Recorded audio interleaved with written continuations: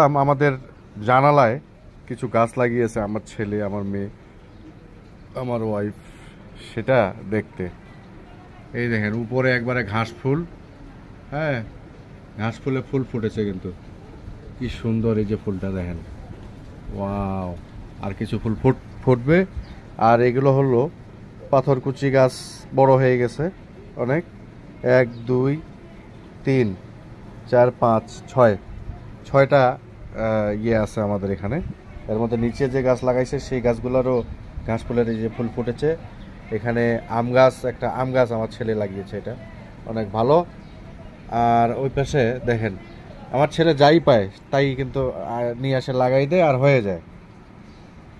এই দেখেন এটা কিন্তু একটা কমলার গাছ, কমলার বীজ ফালাইয়া এখানে একটা কমলার গাছ হয়ে গেছে। ধন্যবাদ, সবাই ভালো থাকবেন। এই যে আমার ছেলে, আমার ছেলের জন্য সবাই দোয়া করবেন। কি বাবা কি বলতেছো বলো? তরমুজের বীজও ফেলা লাগবে, তাহলে তরমুজ গাছও ধরবে। হ্যাঁ, তরমুজের বীজ ফেলালেও তরমুজের গাছ হবে। সবাই ভালো থাকবেন, সুস্থ থাকবেন। মাঝে মাঝে ফালাই তো।